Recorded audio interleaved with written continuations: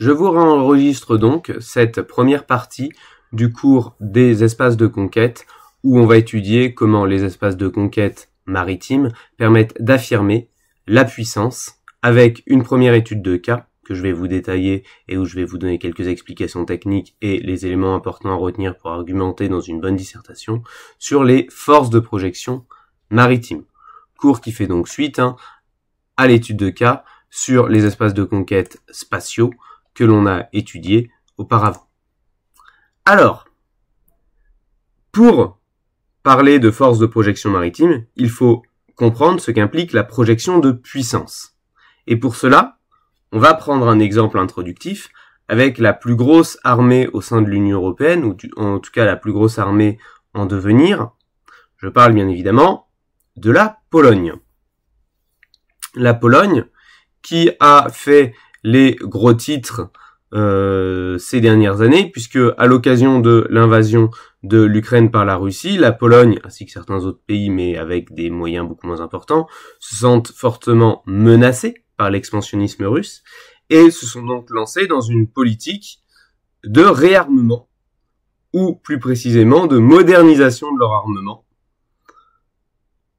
afin de remplacer leur armement déjà pléthorique, mais qui était essentiellement issu des larges stocks soviétiques ou construits localement à l'époque soviétique, qu'ils avaient conservés après la guerre froide, et d'équipements aux standards OTAN assez disparates qu'ils avaient achetés au lendemain de la chute du mur pour avoir un équipement interopérable avec les pays de la nouvelle alliance qu'ils allaient intégrer.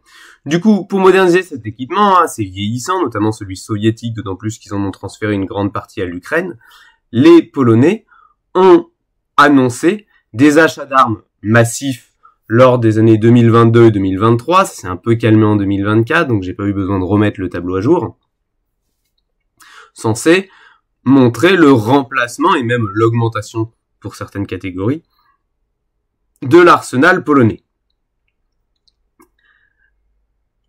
Campagne de réarmement que je vous ai mis ici au tableau avec un tableau où vous avez donc la colonne sur l'essentiel des commandes annoncées, même si toutes n'ont pas forcément été concrétisées entièrement, et que certaines ont été ajustées, notamment celle-ci, vis-à-vis de l'équipement militaire qui a été commandé par la Pologne suite à l'invasion de l'Ukraine par la Russie, afin de se préparer à une attaque russe sur le sol polonais. Et à titre de comparaison, je vous ai mis l'équivalent total dont possède l'armée française dans des catégories équivalentes. Alors bien sûr, comparaison n'est pas raison, j'ai volontairement omis certains aspects dans lesquels la France est puissamment équipée et sur lesquels la Pologne n'a pas du tout parié. Les matériels ne sont pas de qualité toujours équivalente, mais toujours est-il qu'on peut voir qu'il y a une disproportion très importante de moyens. Disproportion très importante qui s'accentue si je rajoute les objectifs en termes d'effectifs que la Pologne vise à horizon 10 ans. Donc, si je m'arrête là, l'armée polonaise est une armée bien plus puissante que l'armée française, en tout cas infiniment mieux équipée et préparée à une guerre de haute intensité. Pourtant, si vous regardez la Pologne sur une carte, qu'est-ce que la Pologne peut faire avec ce matériel ou dans certaines catégories, elle est pratiquement elle sera en tout cas 100 fois plus équipée que l'armée française, y compris sur du matériel lourd. Des chars, des blindés, des canons, des lance-missiles, des hélicoptères, des avions de combat, des systèmes de défense antiaérien et une armée de terre assez importante. La Pologne, avec un tel matériel, ne peut faire la guerre qu'à un pays frontalier, ou une éventuelle rébellion interne, mais c'est pas le sujet dans le cas de la Pologne.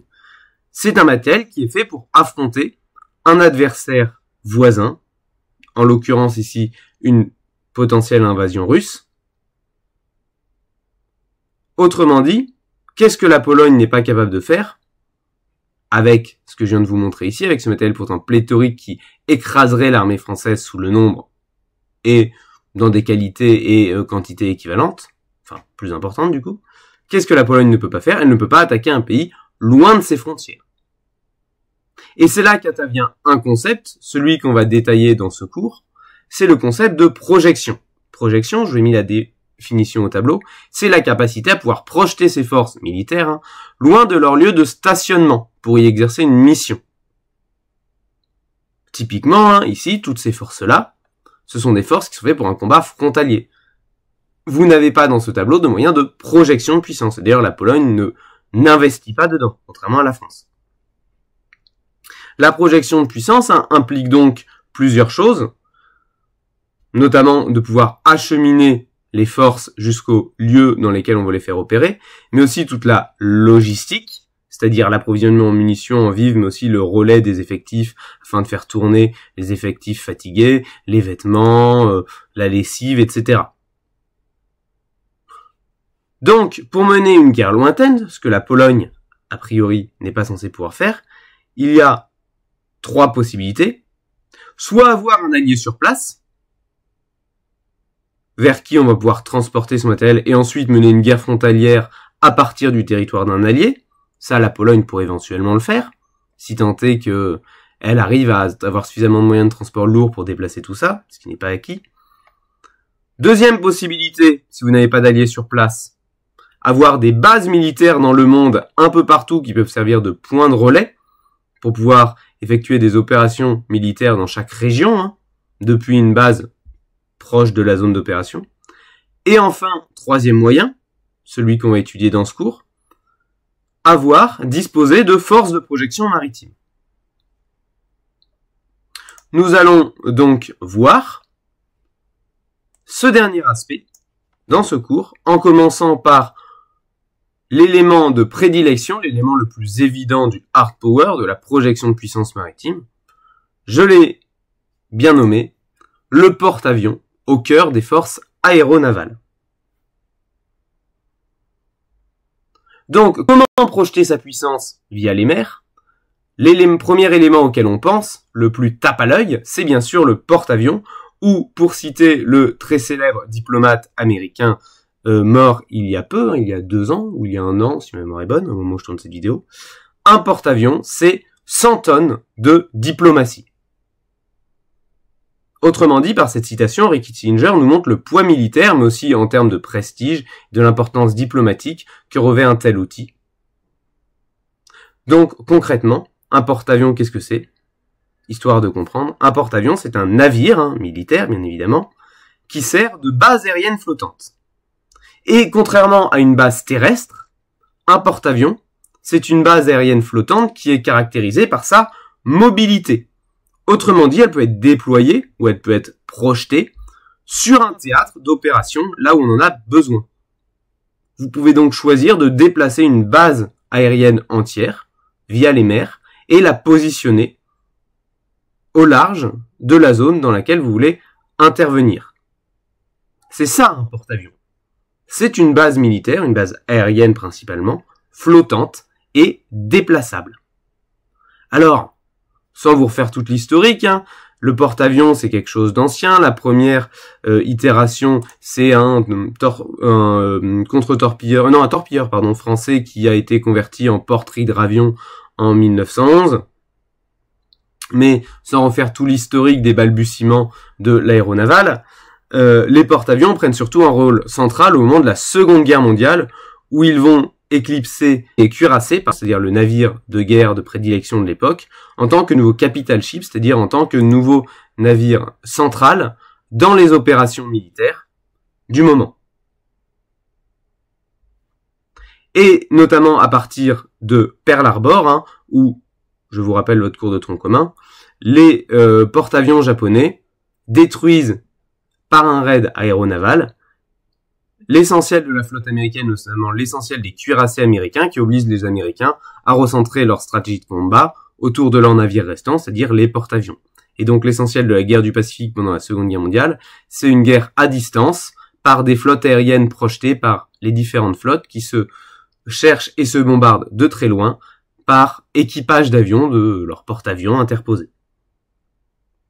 Et un porte-avions, c'est quelque chose de très important. Quand je vous disais que c'est une véritable base aérienne flottante, ça permet de faire des choses que vous ne pouvez pas faire sans. Je vous prends un petit exemple avec cette carte. Lors de la guerre des Malouines, donc une guerre aéronavale dans les années 80 entre l'Angleterre et l'Argentine, pour le contrôle de quelques îlots dans l'Atlantique Sud, à la limite de l'océan glacial arctique. Les Anglais sont amenés à faire un raid naval sur l'île des Malouines, ou des Falklands en anglais, qu'ils comptent reprendre aux Argentins. Or, à ce moment-là, pendant un temps, ils ne disposent pas de porte-avions. Donc, qu'est-ce qu'ils ont dû faire pour faire un raid afin de neutraliser les pistes d'aviation de l'île des Malouines, pour pouvoir ne pas subir les avions argentins dans la zone? Ils ont organisé un raid aérien depuis leur base la plus proche, à Ascension, à des milliers de kilomètres, et du coup, pendant une journée entière, il y a plein d'avions qui sont relayés dans le ciel de l'Atlantique Sud, à se ravitailler les uns les autres. Donc il y avait 6 ravitailleurs tout le long, là, pour l'aller et pour le retour, avec même des avions ravitailleurs qui étaient là pour ravitailler les ravitailleurs. Donc ça vous donne une petite idée du bordel que c'était pour organiser tout ça. Et donc ces avions faisaient la queue leu en plein milieu du Pacifique à se ravitailler les uns les autres pour permettre à quelques avions de finir d'avoir assez de carburant pour arriver au large des Malouines, bombarder l'île des Malouines et repartir à vide, beaucoup plus léger, avec quand même besoin aussi d'un passage ravitailleur sur le retour. Bon, vous imaginez bien qu'on mène pas une guerre comme ça en mobilisant pendant une journée entière 6 ou 7 avions tankers géants et plein de petits chasseurs qui vont se ravitailler entre eux pendant des heures au milieu de l'Atlantique. Heureusement que les Argentins n'avaient pas une bonne défense aérienne pour venir abattre tout ça, parce qu'il y avait un tanker qui était abattu et tout le monde finissait à l'eau en panne sèche. Et là, vous voyez ce que ça change d'avoir ou de ne pas avoir de porte-avions. Sans porte-avions, les Britanniques se sont mis dans une situation incroyablement compliquée pour pouvoir mener ne serait-ce qu'un petit raid aérien qui leur a permis de neutraliser les pistes aériennes que les Argentins avaient capturées sur l'île des Malouines afin que eux-mêmes ne puissent pas utiliser d'avions dans la guerre aéronavale à venir. Alors, chaque porte-avions est à la tête de ce qu'on appelle un groupe aéronaval, c'est-à-dire le porte-avions et les différents bateaux et sous-marins qui vont l'escorter, car un porte-avions, c'est une unité précieuse, comme vous l'avez compris, qui a besoin d'être protégée. Et actuellement, le champion toute catégorie sont les États-Unis, qui disposent de 7 flottes de guerre. Alors, il s'agit plus en réalité de zones de commandement maritime. Et les Américains font en sorte d'avoir au moins un groupe aéronaval disponible dans la zone sous le commandement de chaque flotte, dont généralement au moins 2 disponibles dans le Pacifique. Ce qui veut dire que les Américains font en sorte d'avoir 7 porte-avions, ou plus précisément 7 groupes aéronavals, donc un porte-avions avec toute leur escorte marine et sous-marine, tout le temps disponibles en patrouille, en alerte, dans chacune de ces zones. Et comme on va le voir un peu après, certains sont actuellement en opération, puisque les Américains mènent actuellement des opérations aéronavales en mer dans certaines de ces zones. Cette stratégie s'est notamment déployée à partir de Barack Obama en 2011, avec la stratégie du pivot asiatique, qui comprenait de redéployer les forces américaines d'Europe et du Moyen-Orient vers l'Asie, afin de contenir la puissance chinoise. Et cette politique risque d'être entérinée avec Donald Trump, qui souhaite au maximum se retirer justement de ces zones de conflit pour se concentrer sur le fait de contenir la montée en puissance de la Chine. Notamment en vue d'une confrontation avec Taïwan que les stratèges américains considèrent comme inéluctable, non pas en 2027, mais à partir d'une fenêtre de tir qui serait favorable aux Chinois à partir de 2027. Pourquoi 2027 Ce qu'on appelle la fenêtre de Davidson, ça correspond à un trou capacitaire où l'US Navy américaine aurait beaucoup de bateaux qui arriveraient en bout de course sans pouvoir être remplacés par l'industrie américaine, alors que les Chinois, eux, construisent de nombreux bateaux et auraient donc une supériorité importante pendant une fenêtre de 10 à 15 ans à partir de 2027. Et dans le cadre de cette stratégie du pivot, les Américains ont donc entrepris de redéployer au maximum leurs forces et notamment leurs forces maritimes, puisque un conflit avec la Chine se déploierait dans le Pacifique, le plus possible vers l'Asie, donc vers, si je reprends la carte avant, la zone de la 7e flotte, au détriment notamment de la zone de la 6e flotte. C'est la stratégie du pivot asiatique. Alors, Revenons à nos porte-avions après ces petites explications sur l'importance du porte-avions dans le hard power, dans la toute-puissance de la marine américaine. Qui possède un porte-avions et en combien d'exemplaires? Alors, vous trouvez beaucoup de tableaux statistiques sur Internet, dans les manuels, dans les émissions de géopolitique, avec parfois des résultats différents de l'un à l'autre. Des fois, on donne 2 porte-avions à l'Italie, un porte-avions à l'Espagne, comme à la France. En fait, vous vous en doutez, les porte-avions, tous ne se valent pas. C'est pas qu'une question de taille et de puissance, c'est une question en fait de capacité de projection, de moyens de projection.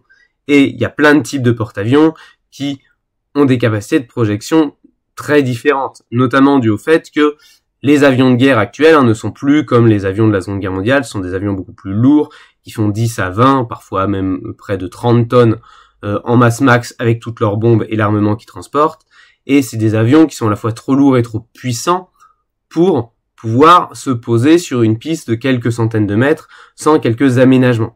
C'est pour ça que les plus gros porte-avions, notamment les porte-avions américains, sont ce qu'on appelle des porte-avions de catégorie catobar ou, dans un jargon un peu moins technique, des porte-avions à catapulte. C'est-à-dire qu'ils sont catapultés au décollage, comme vous le voyez, avec une espèce de rail qui les projette et leur donne la vitesse suffisante pour décoller sur une cinquantaine de mètres, et à l'atterrissage, ils ont un brin d'arrêt, c'est-à-dire des câbles sur la piste, qui va être accroché par les roues et un crochet à l'arrière de l'avion, et qui va les aider à freiner sur une centaine de mètres. Sinon, des avions, avec la puissance des avions aujourd'hui, ne pourraient pas atterrir et décoller sur des pistes aussi courtes. Donc, cette technique, elle est très chère, elle nécessite des très gros porte-avions, mais elle permet de déployer des très gros avions de guerre avec la capacité maximum d'emport de carburant et de bombes, autrement dit de faire les raids les plus efficaces avec la plus grosse puissance de feu. Elle permet même de faire décoller des avions de plus gros tonnage comme des avions de guet aérien qui permettent de surveiller de haut depuis le ciel les avions et les navires. Vous allez me dire quel est l'intérêt? Tout simplement, comme vous voyez avec le petit schéma, je rappelle que la Terre est ronde et que en mer, l'horizon électromagnétique, c'est-à-dire la zone au-delà de laquelle l'inclinaison de la Terre fait que vos radars ne voient pas ce qui se passe, c'est 40 km. Donc très inférieur à la portée de tir des missiles modernes. Donc si vous voulez éviter de vous faire sniper par le premier avion ou même bateau lance-missile qui passe sans même le voir venir, vous avez intérêt à avoir des avions en hauteur avec des radars qui permettent de voir loin, tout simplement, parce que vous augmentez votre angle de vue par rapport à la rotondité de la Terre. Et ça, seuls des porte-avions à catapulte vous permettent de faire ça. Donc sans porte-avions catobar, sans porte-avions à catapulte, vous êtes incapable de déployer des grosses forces avec une grosse puissance de feu, vous êtes incapable de déployer des avions de guerre aériens, bref, vous êtes incapable de faire une vraie guerre aérienne de haute intensité avec une forte puissance de feu. Donc, qui a ce type d'avion, qui a ce type de porte-avions? Bon, vous avez les Français qui en ont un avec le Charles de Gaulle, mais en avoir un seul, ça veut dire qu'il n'est disponible que 40% du temps. Et vous avez les Américains avec 11 gros porte-avions de classe Nimitz en cours de remplacement par les classes Ford, vous n'avez pas besoin de connaître ça. Et donc, tout cela permet aux Américains d'être présents sur toutes les mers du globe en même temps. Donc, comme j'ai dit, vous avez les Français qui ont le Charles de Gaulle, 42 000 tonnes, mais on n'en a qu'un seul, donc dispo 42% du temps. Et vous avez les États-Unis qui en ont 11, bientôt 12 avec la classe Ford, qui sont des super porte-avions de 100 000 tonnes, permettant de déployer jusqu'à 75 avions de combat. Ça vous donne une idée de la puissance de feu qu'ils peuvent déverser, sachant qu'ils en ont en permanence 7 à la mer, donc ils peuvent attaquer 7 zones du globe en même temps avec une puissance de feu démentielle. Sur un seul porte-avions américain, il y a quasiment la puissance de feu de la flotte aérienne française. Donc un seul porte-avions américain a la puissance de feu de la France. Ils en ont 7 en même temps, plus d'autres en réparation. Ce qui vous donne une idée de la capacité de projection, de la capacité de projection de puissance, de la puissance de feu que les Américains peuvent déployer dans le monde. Et justement, fort de cette puissance de feu, les Américains ont une doctrine qu'on appelle le choc et la fureur en français, qui est vraiment à la base du hard power américain, théorisé par Ullman et Wade et utilisé notamment par la guerre, pendant la guerre d'Irak de 2003, dont on a déjà parlé dans le chapitre sur guerre et paix. Qu'est-ce que c'est que cette technique du choc et de l'effroi? Ben, c'est simple. C'est, comme je vous l'ai dit avant, les Américains sont capables de déployer une immense puissance de feu partout dans le globe, à plusieurs endroits en même temps. Et par leur technique du choc et de l'effroi, leur doctrine, excusez-moi, c'est une doctrine très simple. On est capable de taper tellement fort, tellement vite, en neutralisant avec tellement de violence et une énorme puissance de feu d'un seul coup, toute la capacité d'action de n'importe quel adversaire qui voudrait défier les États-Unis, qu'en une seule attaque, on est capable d'exterminer son armée, sa puissance de riposte, et de le terroriser par l'effroi que va susciter cette frappe massive. Et donc, on est capable de faire abandonner l'adversaire juste avec la première attaque, tellement il aura de toute manière perdu tous ses moyens de riposte, et tellement il sera psychologiquement marqué par la puissance de feu que les Américains sont capables de déployer en une seule attaque grâce à leur porte-avions. C'est vraiment au cœur du hard power américain, cette doctrine du choc et de l'effroi, portée par le fait que les Américains ont en permanence 7 porte-avions à la mer, en théorie tout du moins, des fois il y a des petites avaries, et donc sont capables de menacer 7 zones du monde en même temps d'une puissance de feu démentielle. D'autant plus que, comme le Charles de Gaulle français, les porte-avions américains sont des porte-avions nucléaires, ce qui signifie non pas qu'ils ont des bombes nucléaires à bord, il y en a sur le Charles de Gaulle, mais qu'ils ont une propulsion nucléaire, autrement dit qu'ils ont une propulsion illimitée, puisque contrairement à une propulsion au diesel, un réacteur nucléaire n'a besoin d'être caréné qu'une fois tous les 10 ans en moyenne. Donc il peut rester à la mer pendant des mois face à un adversaire à faire des rotations pour le bombarder, le choc et l'effroi, je vous rappelle, les Américains sont pas des rigolos, et par conséquence, ils sont capables de maintenir cette pression pendant très longtemps, tant qu'ils ont des navires ravitailleurs qui viennent les ravitailler en bouffe et bien sûr en bombes. Alors, petite parenthèse technique, depuis tout à l'heure je vous parle du porte-avions Charles de Gaulle, les porte-avions américains de classe Nimitz et classe Ford.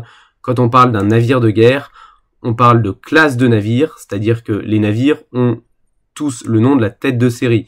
Donc le premier porte-avions de classe Nimitz, c'est le Nimitz. Donc quand on parle des porte-avions de classe Nimitz, c'est les porte-avions conçus dans la même série que la tête de série, c'est-à-dire le Nimitz, et les autres, c'est sister ship, ou c'est jumeaux en français, ça va être les autres porte-avions qui portent des noms différents, mais qui sont construits selon la même architecture à la suite de la tête de série. Voilà, c'était la petite parenthèse technique.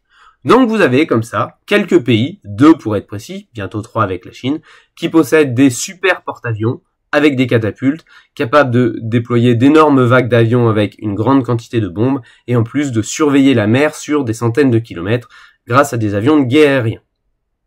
Et c'est tout. Dans ce cas, vous allez me dire les autres pays. Les autres pays, il y en a qui veulent quand même avoir des avions, mais qui ont trouvé des techniques moins chères ou technologiquement plus accessibles. C'est le cas, et vous n'avez pas besoin d'apprendre ça, je vous le donne à titre informatif. D'autres types de porte-avions qu'utilisent par exemple les Russes, que sont les porte-avions à Skyjump, donc qui ont un tremplin à l'avant qui remplace la catapulte, ce qui ne permet pas de faire décoller un chasseur avec autant de charge qu'avec une catapulte. Donc les avions sont plus légèrement armés, ils transportent moins de bombes, moins de pétrole, donc ils peuvent aller moins loin et voler moins longtemps. Ça peut pas faire décoller des avions de guerre aériens, mais voilà, ça reste quelque chose de beaucoup moins cher. Un porte-avions et un tremplin coûte moins de 2 milliards quand un porte-avions à catapulte coûte aujourd'hui au bas mot 5 à 10 milliards. Et ça permet à certains pays ayant moins de moyens ou n'ayant pas la maîtrise technologique d'avoir leur propre porte-avions. C'est essentiellement des porte-avions de technologie russe qui du coup emportent une charge utile moins importante sans avions de guerre aérien. Vous avez bien sûr le vieux porte-avions russe hérité de l'ère soviétique, ainsi que 2 autres pays, l'Inde et la Chine, qui ont acheté des vieux porte-avions soviétiques qu'ils ont retapés puis copiés, leur permettant d'avoir des porte-avions sans accès à la technologie des catapultes américaines, puisque le porte-avions Charles de Gaulle et le futur porte-avions français qui le remplacera est équipé de catapultes qu'on a achetées aux États-Unis. À côté de ça, pour les pays qui souhaitent des mesures très économiques et avoir une petite puissance aéronavale symbolique, vous avez des porte-avions dits STOVL ou à décollage semi-vertical. C'est très simple, c'est des porte-avions qui n'ont pas vraiment de dispositif pour aider les avions à décoller. Du coup, ça demande des avions un peu spéciaux. doté d'une poussée verticale, donc de réacteurs verticaux ou orientables. Il n'y a qu'un avion actuellement qui le fait moderne sur le marché, c'est le F-35B. C'est la version B qui est dotée de poussée verticale. Hein. Bon, vous n'avez pas besoin de le retenir. Ça permet à certains pays, en achetant quelques chasseurs américains, d'avoir simplement un bateau qui, normalement, ne pourrait faire atterrir et décoller que des hélicoptères, de faire atterrir et décoller des chasseurs, moins lourdement armés que s'ils décollaient depuis un porte-avions avec un tremplin ou une catapulte.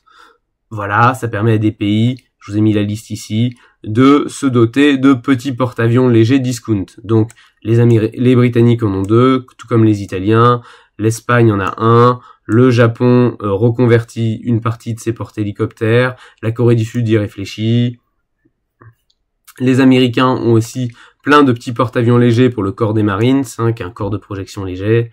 Voilà, ça permet d'avoir des petits porte-avions légers à moindre coût, mais du coup avec beaucoup moins de capacité.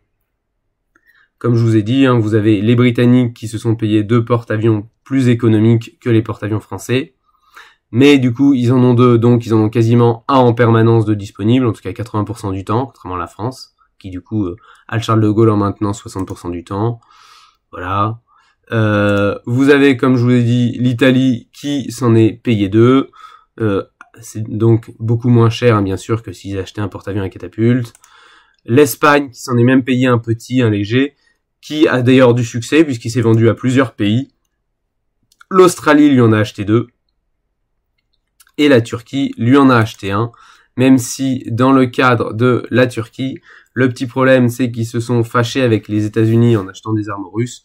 Du coup, les Américains ont arrêté de leur vendre les chasseurs à décollage vertical et ils sont obligés d'essayer de reconvertir le porte-avions qu'ils ont acheté aux Américains en porte-drones, en développant localement des drones beaucoup plus économiques, mais aussi, bien évidemment, moins capacitaires que des gros avions de combat. Hein.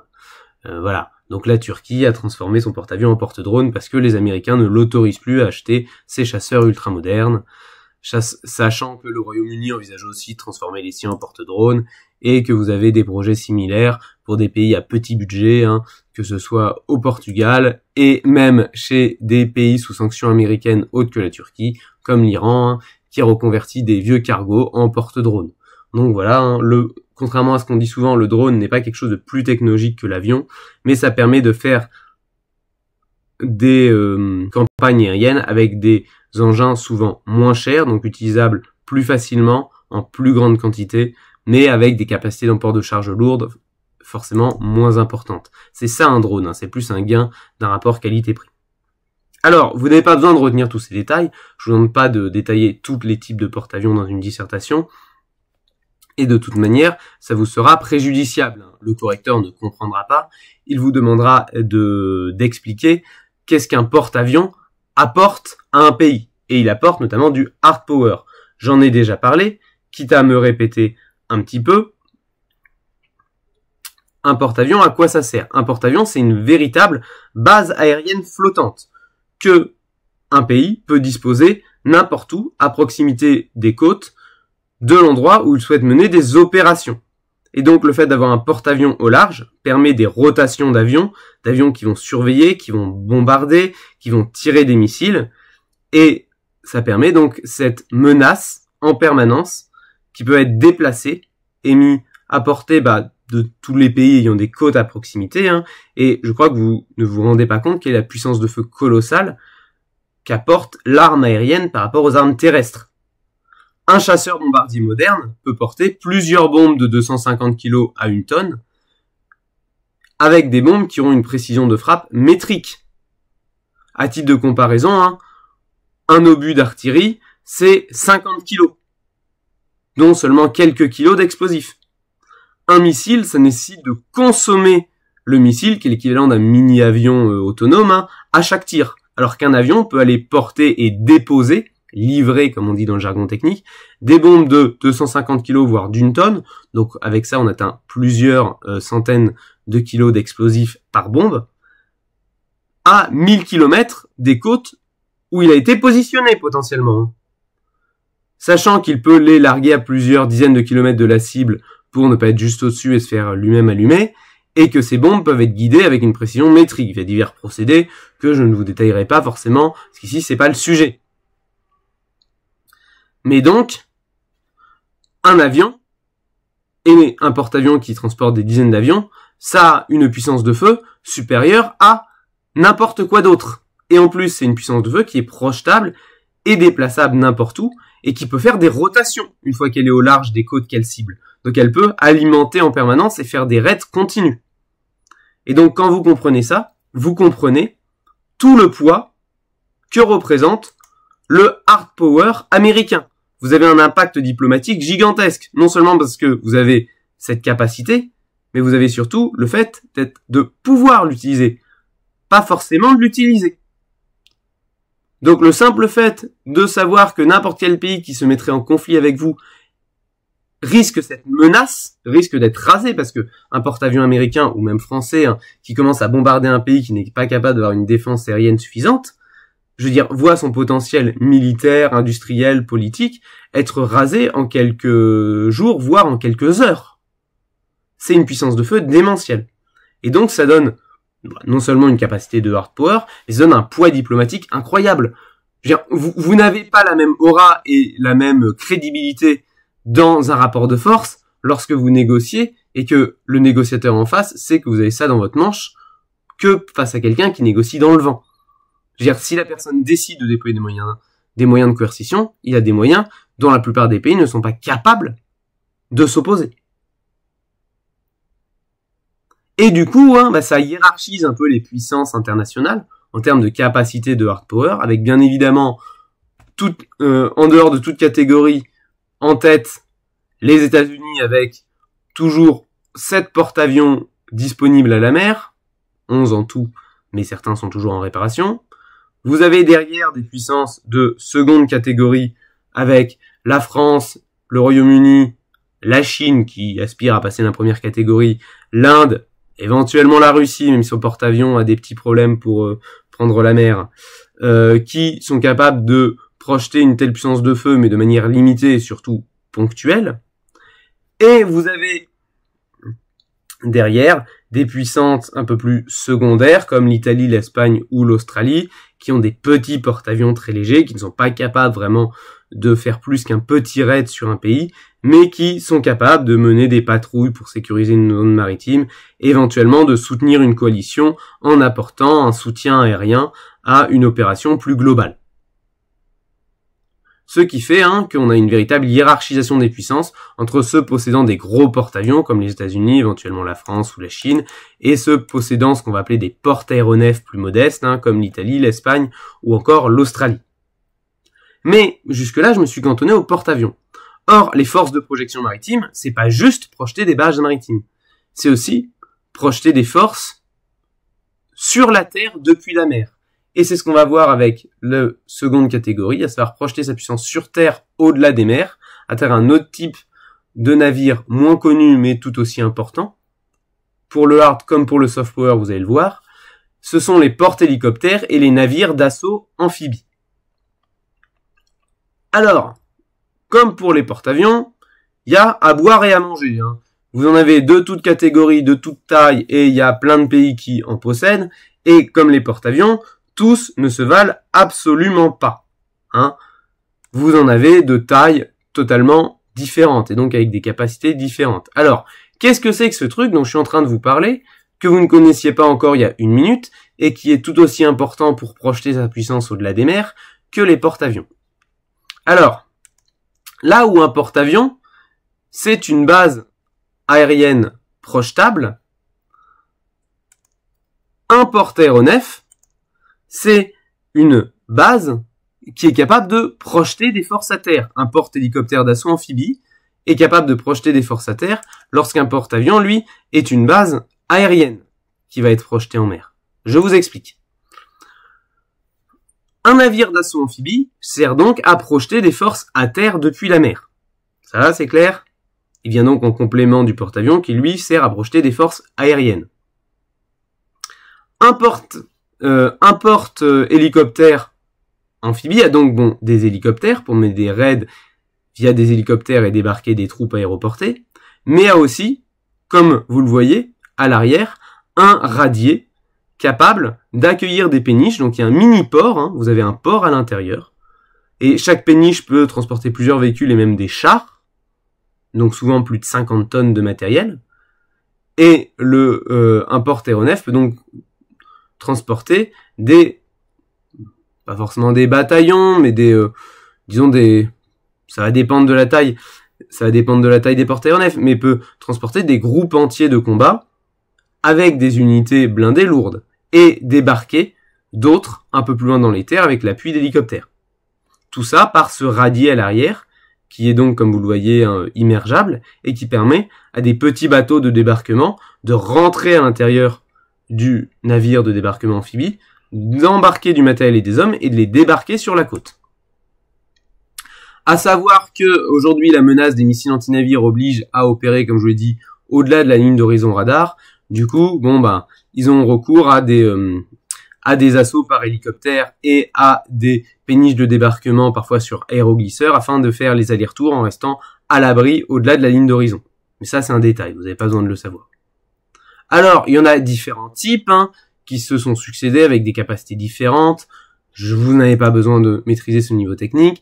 Et encore une fois, les champions, toutes catégories des navires porte-hélicoptères et de débarquement amphibie, puisque souvent ce sont les mêmes navires qui portent les hélicoptères et les barges de débarquement, ce sont les États-Unis, qui ont 11 super navires de débarquement de classe WASP, qui sont en train de remplacer par des classes America, et une vingtaine de navires de second ordre, qui leur permet donc d'avoir, là aussi, environ 7 groupes de débarquement sur toutes les mers du monde, et donc à n'importe quel moment, ils peuvent en quelques jours approcher une petite armée avec tout son escadre de chars et de véhicules blindés et les débarquer à peu près n'importe où, surtout s'il y a un porte-avions qui vient les aider afin de couvrir le débarquement et de raser tout ce qui pourrait gêner. Donc, si les États-Unis restent les champions toutes catégories, vous avez derrière un classement un peu équivalent à ce qu'on pouvait voir jusqu'à présent, puisque la Chine, qui vise, je rappelle, à terme de récupérer Taïwan, en construit de plus en plus. Elle en aurait déjà 3 et 8 en projet au total, auxquels viennent s'ajouter des navires plus légers comparables à ceux des Américains. La France en a 3 avec les porte-hélicoptères d'assaut de classe Mistral. L'Égypte nous en a acheté 2, notamment ceux qu'on devait vendre à la Russie mais qu'on ne leur a pas vendu après qu'ils aient lancé la première invasion de l'Ukraine en 2014. L'Italie en a des légers, même si elle compte les remplacer par des plus lourds. La Corée du Sud en a 2. Et le Japon en a 4, dont certains, je vous en avais parlé, qu'ils convertissent en porte-aéronefs, puisque, justement, certains de ces navires de débarquement amphibie accueillent les fameux chasseurs à décollage vertical dont je vous ai parlé avant. Mais ça, c'est un détail. Donc vous avez tout un tas de nuances entre les porte-avions, les porte-aéronefs, les porte-hélicoptères d'assaut amphibie. Vous avez beaucoup de navires hybrides qui font les 2, voire les 3. Alors, ces bâtiments dont je viens de vous parler pendant un petit moment, ils ont bien évidemment une puissance diplomatique et symbolique bien inférieure à un porte-avions. Ça permet de débarquer quelques centaines d'hommes et quelques dizaines de blindés, mais ça n'a pas du coup la puissance de feu et de destruction d'un porte-avions. Mais ça reste néanmoins une preuve de puissance, car ça veut dire qu'on est capable de mener un débarquement, de mener une action armée contre des côtes, et ça, tous les pays ne peuvent pas s'en targuer. Certains peuvent s'en vanter, mais beaucoup sont incapables de mener une opération au-delà de leurs frontières. Mais ce type d'unité ne sert pas que pour le hard power, puisque son utilisation première et principale sont pour des opérations humanitaires. En effet, ce sont des navires à double emploi, qui ne servent pas que pour le hard power, puisque projeter ses forces par les mers c'est du hard power, mais c'est aussi du soft power. Notamment, le Japon utilise très souvent ses navires pour ravitailler les régions en proie au séisme, puisque le Japon possède de nombreuses régions montagneuses et enclavées, mais sismiques. Et donc, ces porte-aéronefs amphibies fournissent une base d'hélicos flottante et aussi possiblement de péniches de débarquement qui peuvent être envoyées dans une région soumise à un sinistre. En France, on fait pareil, on a fait de nombreuses opérations d'évacuation de ressortissants dans des zones de guerre, des opérations humanitaires, notamment face à Gaza, puisque les portes hélicoptères amphibies peuvent, comme j'ai dit, faire des opérations amphibies, donc débarquer mais aussi embarquer des gens depuis la côte, et possèdent souvent des locaux très importants, puisque il y a des grands hangars dedans pour embarquer du matériel, des véhicules, etc. Et il y a généralement un hôpital à l'intérieur. Il y a littéralement un hôpital, qui peut donc être ensuite élargi en transformant les hangars en hôpitaux de campagne. Et donc la France utilise souvent ces navires comme navires hôpital lors de crises humanitaires. Par exemple à Gaza, on a déployé un pour soigner des blessés à Gaza, mais aussi par exemple lors du Covid, plusieurs de ces navires avaient été transformés en navires hôpitaux, ou plutôt avaient été reconvertis intégralement en hôpital flottant, puisque vous avez une cale avec 130 mètres carrés, qui peut transporter aussi bien du fret humanitaire, des véhicules blindés, que du matériel et des lits d'hôpital, tout simplement. Et elle est utilisée aussi quand on a besoin de ravitailler des zones. Par exemple, à Mayotte, on les a pas utilisés parce qu'ils étaient un peu loin, donc on a utilisé des navires plus petits qui font la même chose qu'on avait localement, notamment basés à La Réunion, mais c'est typiquement le type de navire qui peut être envoyé sur des catastrophes naturelles. On a donc une complémentarité entre les porte-avions qui projettent une base navale n'importe où dans le monde, et les porte-hélicoptères amphibies qui projettent en fait une base de débarquement militaire ou humanitaire n'importe où dans le monde. Et donc c'est d'importants outils du hard mais aussi du soft power de tous les États. Et là vous voyez vraiment comment ces navires peuvent déployer une véritable importance et ce que c'est projeter ses forces au-delà des mers. Alors maintenant qu'on a fait ça, il s'agit aussi de traiter un dernier aspect, d'autres types de navires, qui vont plus globalement assurer une présence sur les mers et un enjeu stratégique. Donc une présence sur les mers qui revêt un enjeu stratégique, diplomatique, de souveraineté, comme on va le voir maintenant. En effet, petit rappel de votre chapitre de géographie de tronc commun, mais 97% du volume commercial mondial passe par le transport maritime. Autrement dit, 97% des marchandises, des produits que vous achetez, sont transportés par les mers. Ainsi que 100% du pétrole de la plupart des pays. Par exemple, 100% du pétrole qu'on consomme en France. Auquel il faut ajouter 98% des communications Internet qui passent par des câbles sous-marins. Pourquoi je vous dis tout ça? Parce que si 97% de nos marchandises, 100% de notre pétrole, 98% de nos communications passent par les océans, il faut être capable de protéger un minimum toutes ces voies de communication. Sans quoi, plus aucune marchandise, puisqu'aujourd'hui on fait tout fabriquer en Asie, plus de pétrole, donc tout s'arrête, y compris les voitures électriques, si on peut plus ravitailler en matières premières, en panneaux solaires et à terme en combustible nucléaire, même si le nucléaire donne un peu plus de marge que d'autres pays sur ce plan-là, et plus d'internet, donc plus de paiement bancaire, plus rien. Pays paralysé si on peut pas protéger nos voies maritimes. Et que celles-ci sont coupées par un acteur malveillant.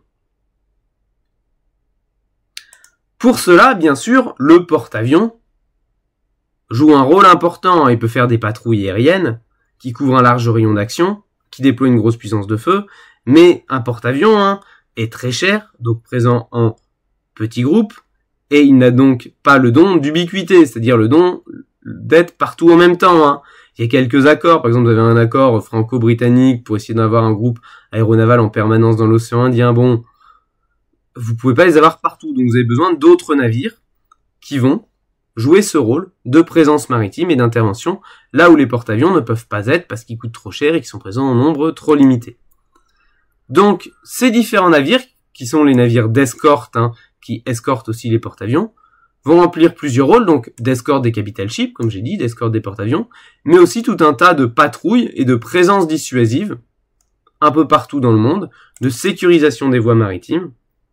Et ces navires, que je vais vous présenter après, font donc des nombreuses missions pour protéger les porte-avions, mais aussi protéger les routes maritimes, assurer une dissuasion là où certaines personnes pourraient être tentées d'attaquer les bateaux, de couper des câbles sous-marins, etc. Et donc vous avez en cours, par exemple, d'importantes opérations. Pour vous citer les plus connues, depuis 2008, on a l'opération Atalante, qui est une opération européenne, qui vise à patrouiller le long des côtes somaliennes pour y contrecarrer la piraterie menée par des populations dans ce pays où l'État a perdu le contrôle d'une grande partie du territoire, où l'État somalien est devenu un État failli. Et donc, depuis 2008, même s'il n'y a plus beaucoup de bateaux européens à ma connaissance, quand je tourne cette vidéo, il n'y en a plus qu'un, un bateau grec, je crois, qui patrouille, l'Europe fait en sorte d'avoir en permanence des bateaux de guerre des différents pays membres afin de patrouiller pour protéger les navires qui ramènent les marchandises d'Asie vers l'Europe.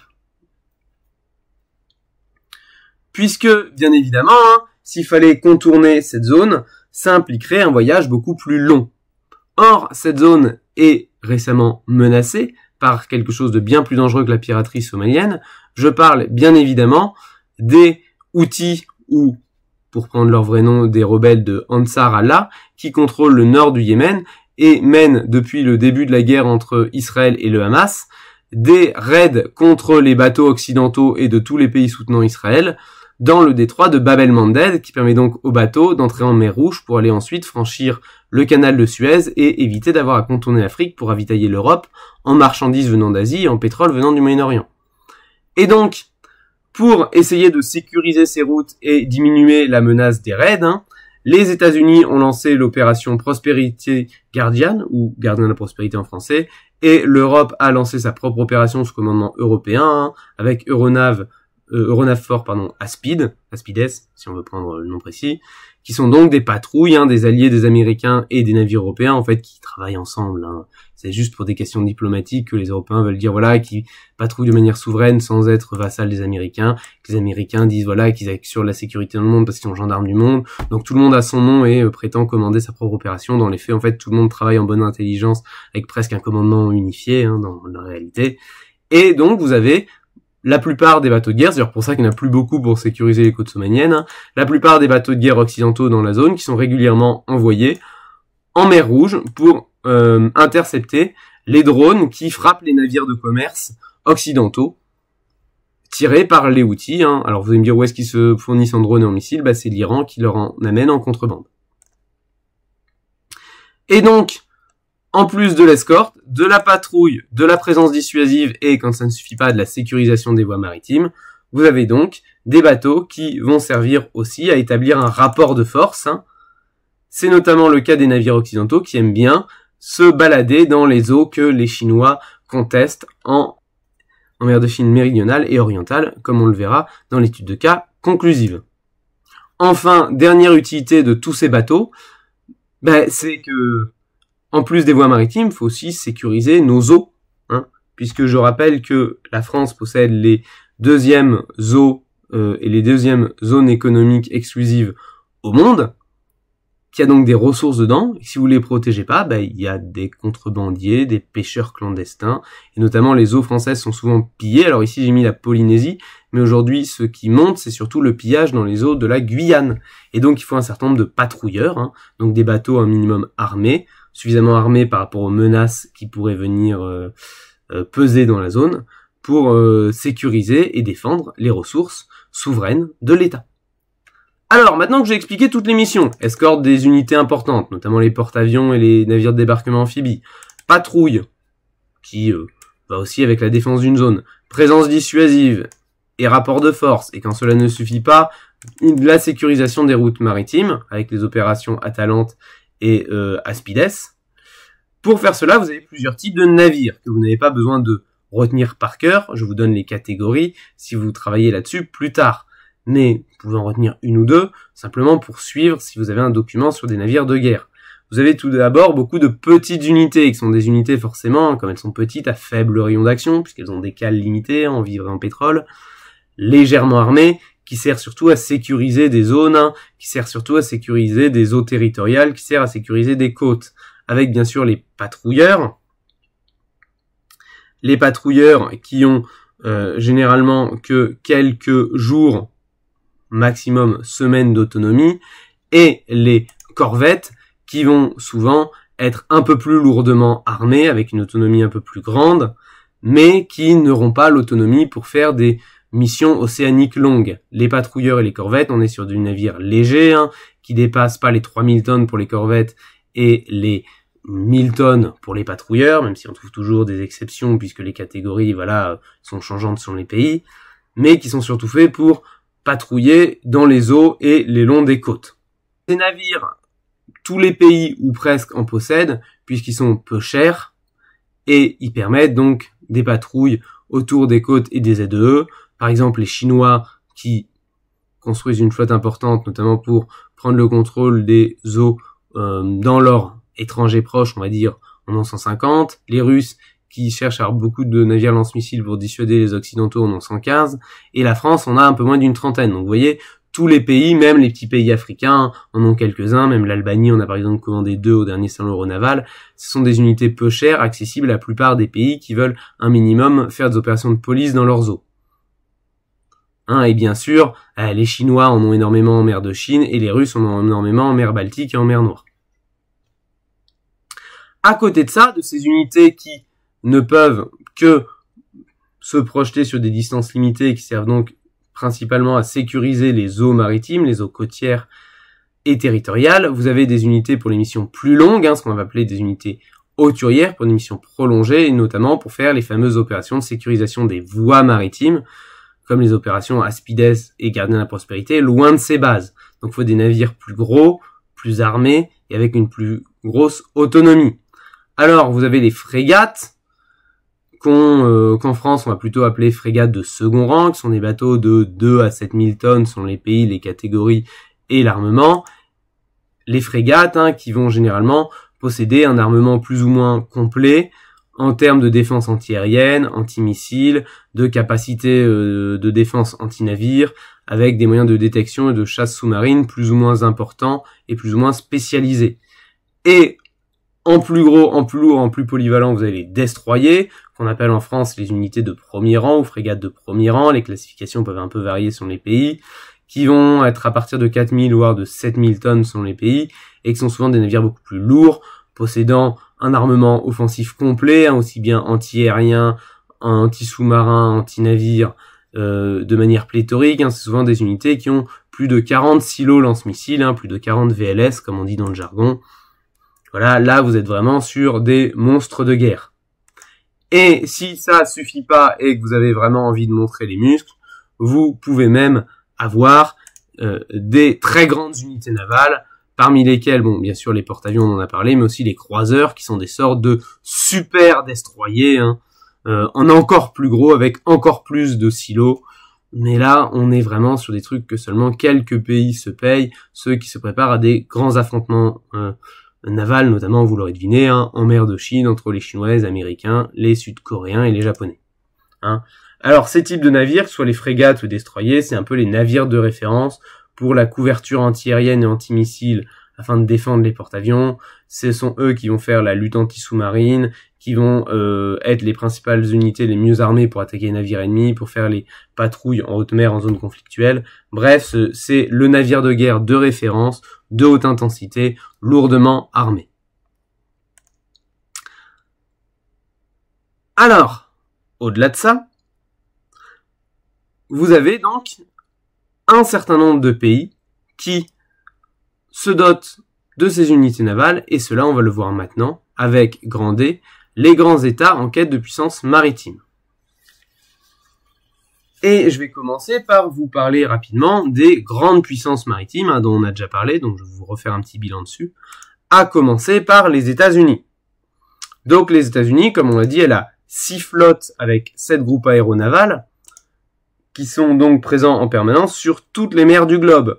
Le tout avec toute une flotte de navires hauturiers de première catégorie, puisqu'elle a encore 14 croiseurs de classe Ticonderoga, même s'ils commencent à être un peu vieux, plus de 60 destroyers de classe Harley Burke, qui s'approchent d'un tonnage de croiseur, aussi de l'armement d'un croiseur, 11 navires d'assaut amphibie lourd, et même une trentaine de plus légers, et bien évidemment la première flotte logistique au monde pour approvisionner tout ça, avec, j'ai plus les chiffres en tête, mais entre 10 et 20 navires si on additionne les pétroliers, les ravitailleurs, etc. Donc ils sont capables d'avoir une flotte de guerre lourdement armée sur toutes les mers du monde, dans toutes les mers du monde en même temps, de les approvisionner à la mer pendant des mois en même temps, et c'est le hard power américain dans toute sa puissance. C'est vraiment l'expression de l'hyperpuissance américaine qui se traduit par une capacité de menacer n'importe qui, bien au-delà de ses capacités de défense, sur toutes les mers du globe, et tout ça, comme je l'ai dit, en même temps. Donc les Américains peuvent menacer tous les pays en même temps de cette énorme puissance de feu. Puisque avec ça, ils ont de quoi alimenter 7 groupes aéronavals sur les 6 principales zones d'opération qui sont définies, et en même temps. Et ils ont les moyens. Voilà, c'est la toute-puissance américaine. On peut parler de thalassocratie américaine.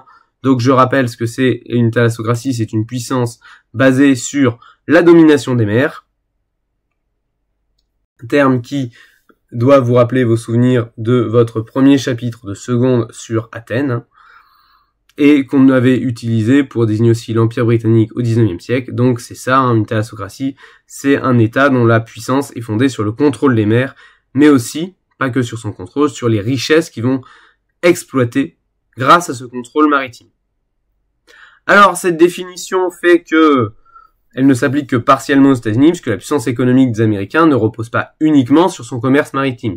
Ce qui fait que certains parlent de thalassocrator, c'est-à-dire de maître des mers, sans que sa puissance repose forcément uniquement pour ça. Même si aujourd'hui, tous les pays, notamment une grande puissance économique, dépendent en grande partie du commerce maritime pour sa prospérité économique. Donc les États-Unis, c'est vraiment une hyperpuissance qui est basée sur la puissance navale, puisque la Navy est le premier budget de l'armée américaine, qui est de très très loin le premier budget mondial. Je crois qu'il faut additionner les 20 premières puissances mondiales hors États-Unis pour arriver au budget militaire des États-Unis. Sachant que la Navy est le premier budget militaire des Américains, vous avez vraiment l'expression de la toute-puissance américaine.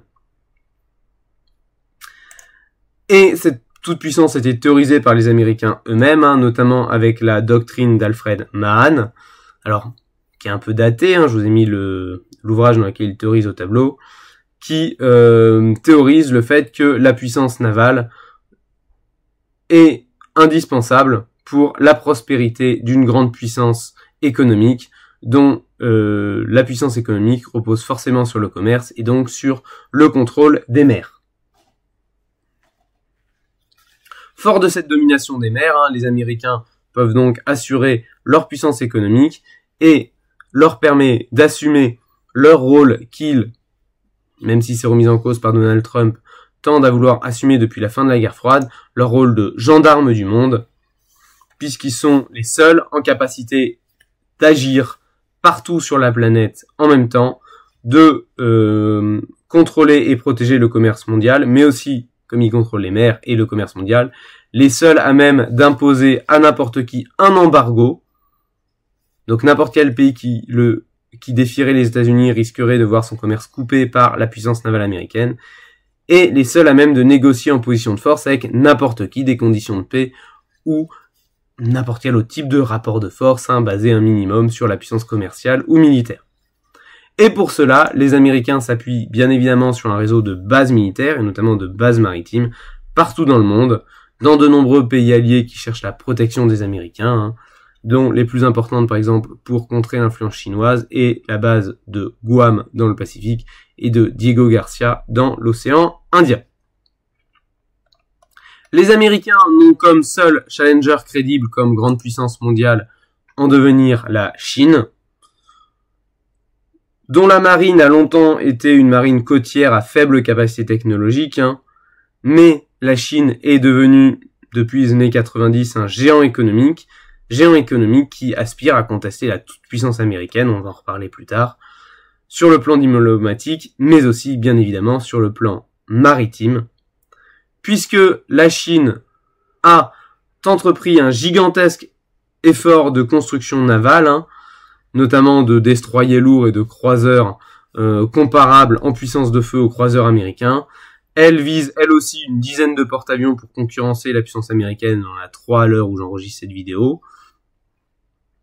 Des ambitions similaires en termes de porte-hélicoptères, notamment en vue d'un assaut sur Taïwan. Et depuis 2014, la Chine a plus de navires de combat que les États-Unis. Actuellement, elle en a autour de entre 350 et 400. Je vous ai mis les chiffres de 2014, au moment où il y a le point de bascule. Alors que la Navy est tombée sous les 299, il semble qu'elle est autour des 280 actuellement en nombre de navires disponibles. Alors attention, je parle du nombre de navires, pas du tonnage. Le tonnage, c'est le poids. Par exemple, avec tous ces super porte-avions, les États-Unis ont une masse d'acier à la mer plus importante que la Chine. Mais en nombre d'unités de combat disponibles, les Chinois en ont beaucoup plus, notamment parce qu'ils possèdent beaucoup de navires côtiers dotés de torpilles ou de lance-missiles, capables de menacer des navires de guerre qui viendraient s'aventurer trop proches des eaux chinoises.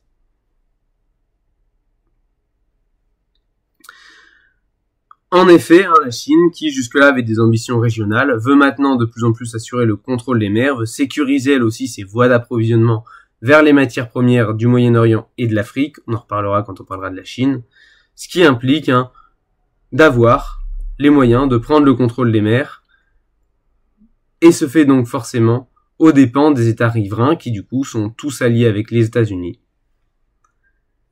D'autant plus que Xi Jinping, le dirigeant chinois, a annoncé en 2013 que la réunification entre la Chine et Taïwan doit se réaliser à sa génération.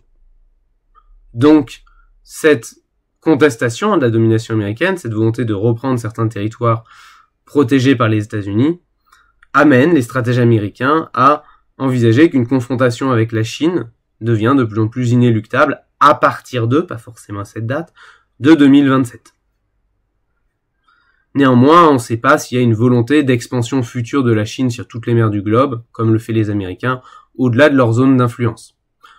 Mais à dire que c'est une question de temps quand ils en auront les moyens. Plus bas dans le classement, on a les puissances maritimes d'ambition mondiale, mais qui sont qu'on peut caractériser comme déclinantes. Et je vais commencer par la France. La France qui ne possède plus qu'un seul porte-avions depuis la génération du Charles de Gaulle. Alors oui, c'est un super porte-avions à catapulte à propulsion nucléaire, mais il y en a qu'un seul, donc s'il est endommagé ou si il est en maintenance, il est plus disponible. On a 3 porte-hélicoptères amphibies, dont je vous ai parlé tout à l'heure, ce qui permet à la France d'être le pays qui fait le plus d'opérations extérieures de son histoire, devant les États-Unis, et qui possède donc un matériel certes rare, mais très efficace pour la projection de puissance. Alors tout ça, c'est des arbitrages financiers, c'est-à-dire qu'on n'a pas les moyens d'avoir la puissance de projection des États-Unis, donc on a préféré prioriser un matériel rare et pas disponible tout le temps, mais capable de faire des véritables interventions, mais des interventions qui sont ponctuelles. Donc ça nous donne quand même une vraie puissance diplomatique, une vraie moyen de pression, mais on a des capacités très capables, mais ponctuelles, qui viennent compléter le poids diplomatique de l'ONU, de la France, qui se conforte avec son réseau d'ambassades, qui est plus le premier, je crois qu'il est le 3e ou 4e, en tout cas il est le premier réseau d'ambassades européen. Donc on est le pays européen qui a le plus d'ambassades dans le monde, donc on a des relais et des interlocuteurs dans beaucoup de pays. On a un siège de membres permanents du Conseil de sécurité de l'ONU. On a de nombreuses bases militaires, notamment maritimes, grâce à notre outre-mer, et la deuxième aide économique exclusive maritime, ce qui nous fournit donc, comme je l'ai dit, beaucoup de bases. Donc la France a certes des moyens limités, qui sont disponibles que ponctuellement, mais elle a une capacité d'influence réelle, notamment via sa présence maritime importante sur toutes les mers du globe, ce qui donne des relais pour mener des opérations un peu partout. Le tout se combinant avec un réseau diplomatique qui, même s'il est déclinant, reste important, et notre siège de membre permanent de Conseil de sécurité de l'ONU, avec, comme je l'ai dit, nos zones maritimes les deuxièmes plus importantes du monde derrière les États-Unis. Et cela, avec une marine hauturière qui est certes très performante, mais elle aussi déclinante en nombre de navires, puisque si on cible d'avoir 15 navires de premier rang, avec un objectif de 18 qui pour l'instant n'est pas financé, à l'heure actuelle on n'en a que 10 navires de premier rang opérationnels, le 11e est à l'essai au moment où je vous parle, donc même si on garde des navires de haute performance, on a un nombre de navires opérationnels de moins en moins important, qu'on essaye un peu de compenser avec un double équipage qui permet qu'ils soient plus longtemps en mer et de faire plus longtemps des patrouilles, mais bon, ça reste un nombre de navires et une présence qui est de moins en moins importante et qui n'est pas amené à beaucoup augmenter à l'avenir. Autre puissance maritime importante, nous avons la Grande-Bretagne qui se trouve dans une situation assez similaire à la France. Alors pas totalement similaire, elle a 2 porte-aéronefs, des porte-avions un peu discount, qui lui permet une présence plus pérenne, mais des capacités bien moindres. En termes de projection, elle n'a à l'heure actuelle pas de navire amphibie, même si elle en a en projet. Du coup, elle a peut-être une visibilité diplomatique plus importante que la France en termes de projection maritime, mais une efficacité opérationnelle bien moindre. Par contre, elle est un peu mieux dotée en navires de combat hauturiers, puisqu'elle possède quand même une quinzaine de navires de premier rang. Et c'est d'autant plus important pour elle qu'elle a une ZE moins importante et plus concentrée géographiquement, donc une zone maritime à défendre moins importante que la France, ce qui lui permet d'avoir une moins grande dispersion de ses moyens. Mais elle est confrontée à alors comme toutes les puissances occidentales et même non occidentales, mais Grande-Bretagne plus que les autres, un problème RH, puisque elle a du mal à trouver les navires et même parfois les techniciens pour entretenir correctement ces bateaux. Et pour les former les équipages. Néanmoins, il faut noter que la France comme la Grande-Bretagne sont des pays qui gardent une flotte logistique complète, ce qui leur permet d'approvisionner et de projeter une flotte de guerre si elles font l'effort de réunir leurs moyens limités sur toutes les mers du globe, qui peuvent en permanence être approvisionnées et ravitaillées. Et ça, tous les pays n'en possèdent pas, car n'oubliez pas, une projection de puissance, il faut être capable de projeter ses forces, donc avoir des porte-avions, des porte-aéronefs, éventuellement des bateaux de guerre. Mais si vous n'êtes pas capable de les ravitailler pour durer à la mer en zone de conflit, ça sert à rien. Parce qu'un porte-avions où l'équipage a plus à bouffer et n'a plus de bombes et de carburant pour ses avions, c'est un porte-avions qui sert plus à rien. Donc il projette plus de puissance. Alors, à côté de ça, nous avons des puissances maritimes qui se concentrent davantage sur une puissance régionale. Et bien évidemment, la plus importante d'entre elles, c'est l'Inde. L'Inde, qui est une économie émergente, appelée à concurrencer la Chine, même si cet aspect peut être débattu, et qui est justement particulièrement hostile au débordement de la marine chinoise de la mer de Chine vers l'océan Indien, ce qui inquiète particulièrement l'Inde, qui aspire à être la puissance navale dominante dans l'océan Indien.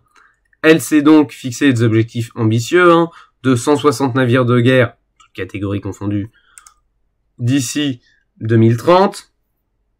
Attention, on n'est pas non plus sur beaucoup de navires lourds.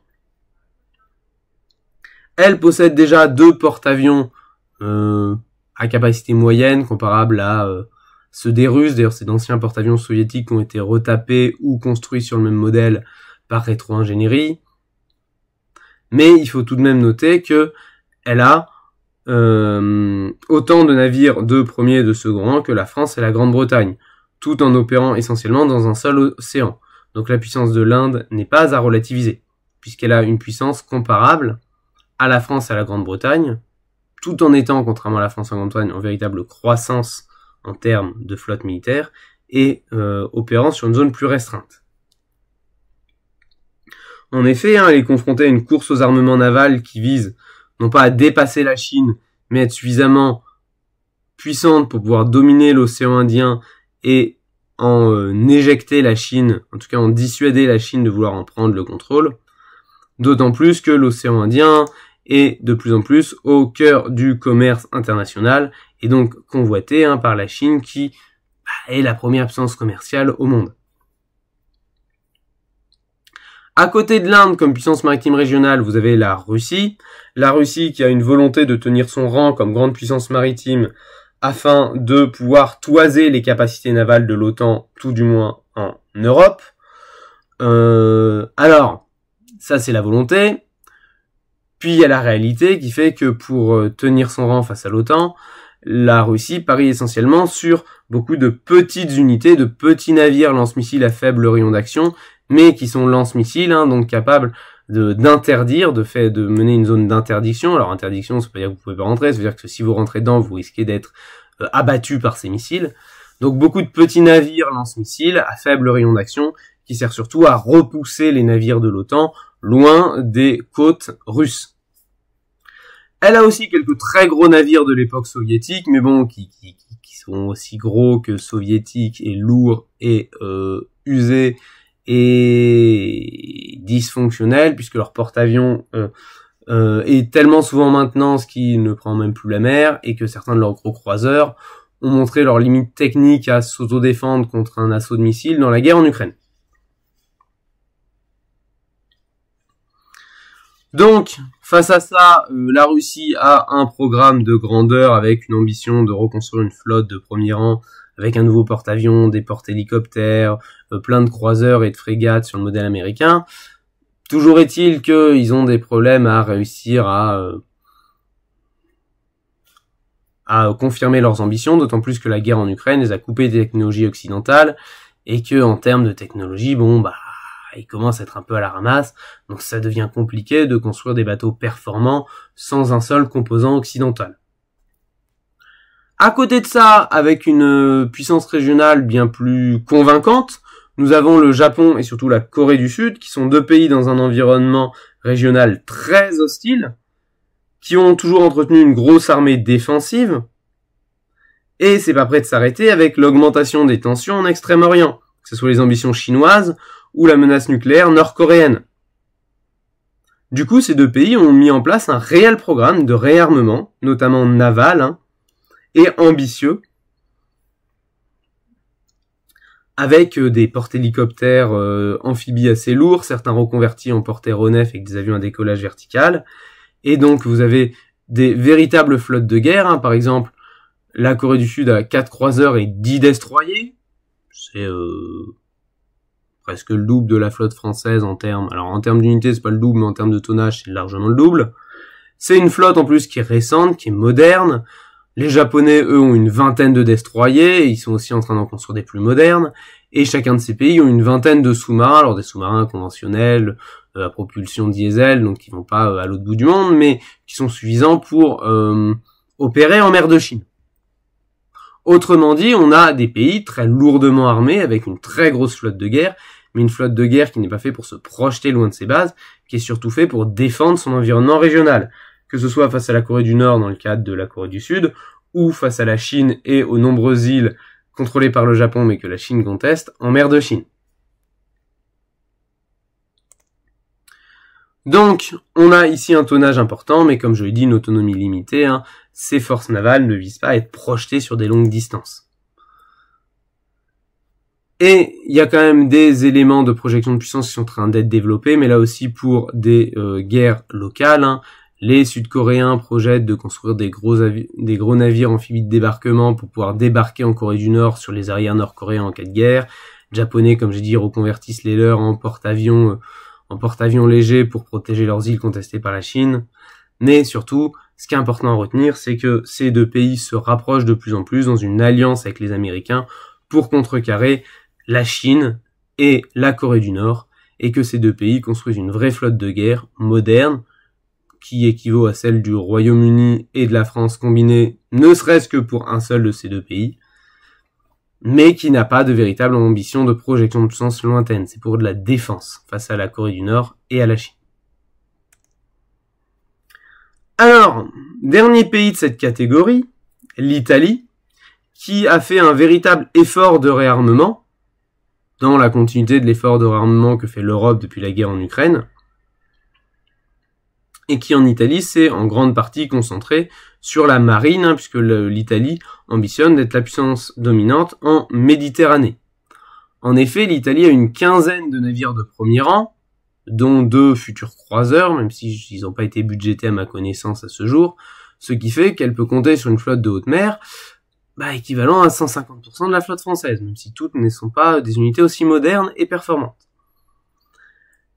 Elle n'a pas de grandes ZE outre-mer à défendre, donc sa flotte est très concentrée. Elle a avant tout une ambition, comme j'ai dit, à être la puissance dominante en Méditerranée et de contrôler la Méditerranée. Autre puissance régionale, vous avez l'Australie. L'Australie qui, vous avez la carte au tableau, a une géographie insulaire et dont l'économie dépend essentiellement des échanges maritimes. Quand vous êtes une île, ça va de soi. Et elle a par conséquent une très forte volonté d'endiguer la montée de la puissance chinoise dans le Pacifique, ce qui fait qu'elle fait d'importants efforts d'armement, notamment avec une alliance avec les États-Unis, mais aussi avec la Grande-Bretagne, dans le cadre du programme AUKUS, qui vise à une alliance stratégique Australie, Grande-Bretagne, États-Unis dans le Pacifique, notamment via un programme de construction de sous-marins nucléaires qui jusque-là était réservé aux grandes puissances du Conseil de sécurité de l'ONU et que les Britanniques et les Américains envisagent de céder aussi à l'Australie. Bon, à modérer, parce que l'accord est surtout politique et que les Australiens ne semblent pas avoir les budgets et les Américains la capacité de production suffisante pour véritablement concrétiser ses ambitions, et les sous-marins pour l'instant sont reportés aux calendes grecques, ce qui fait que l'Australie va se retrouver sans sous-marins, et qu'on n'est pas sûr que, vu ce que lui coûte le projet, elle soit en mesure de financer le reste de la flotte de guerre qu'elle envisageait. Ce qui n'est pas le cas d'une autre puissance régionale en devenir, la Turquie, qui sera la dernière de cette liste, puisque la Turquie a développé des ambitions importantes sous l'égide de son président nationaliste Recep Tayyip Erdogan, qui veut reconstituer la grandeur ottomane, y compris sur les mers.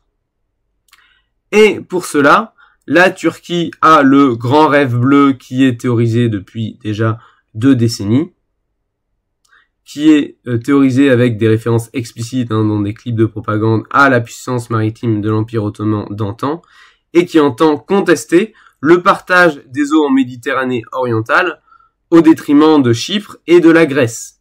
Je vous traduis ça si vous n'avez pas compris. La Turquie n'est pas contente du partage des eaux en Méditerranée orientale, qu'elle estime trop favorable à la Grèce qui a le contrôle de toutes les îles le long de sa côte et donc de la mer Égée, et à Chypre, et donc elle conteste ce partage, et comme la Chine en mer de Chine, elle revendique toute une partie des eaux en Méditerranée orientale. Contrairement à l'Australie, la Turquie a les moyens de ses ambitions et la capacité industrielle et financière, puisqu'elle a lancé le projet Milgem, qui est en cours, qui vise à développer une véritable flotte de guerre de haute intensité, lourdement armée, qui pourrait être plus importante encore une fois que la flotte française, si elle arrive à terme, auquel vient s'ajouter un des projets non pas de porte-avions, vu que les Américains ont arrêté de leur vendre les avions à décollage vertical, mais de porte-drones, à partir comme je vous l'ai dit, du porte-aéronef que les Turcs ont acheté, en tout cas dont ils ont acheté les plans, à l'Espagne. Tout ça dans le but d'être en mesure de s'affirmer comme la nouvelle puissance en Méditerranée orientale et de contester les eaux grecques et chypriotes. Et à ce titre, on a une agressivité géopolitique importante, qui, pour l'instant, en contraste avec des capacités maritimes qui sont encore limitées, puisque le projet de construction navale est un projet, même s'il avance bien, puisqu'en attendant, la Turquie, on voit souvent des bateaux prospectés dans les eaux grecques et chypriotes, afin de trouver des gisements de gaz et de pétrole à exploiter, en son nom, pas au nom de la Grèce et de Chypre. Donc c'est une certaine agressivité géopolitique, qui s'est traduit aussi par des passages en force, par exemple avec des bateaux de guerre turcs qui sont passés en force en Libye, en forçant le blocus que faisaient à l'époque par exemple les Français aux armes vendues par les Turcs en Libye. Donc il y a une certaine agressivité, une volonté de montrer les muscles. Alors, pour conclure cette partie, on a donc un prestige important des capital ships qui nous amène à une autre dimension, qui est celle des sous-marins.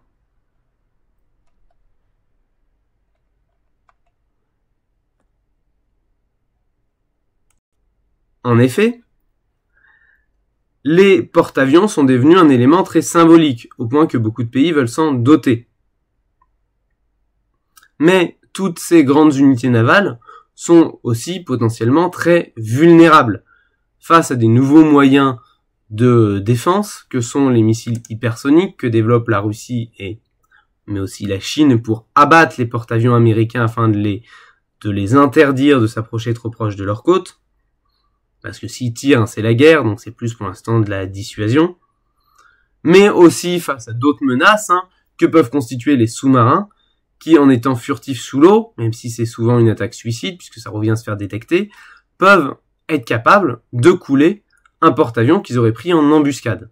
Et donc la toute-puissance des moyens de projection navale dont je vous ai parlé avant est à relativiser face à ces moyens de défense côtiers, que sont les missiles anti-navires, notamment les nouveaux missiles hypersoniques, mais aussi les sous-marins,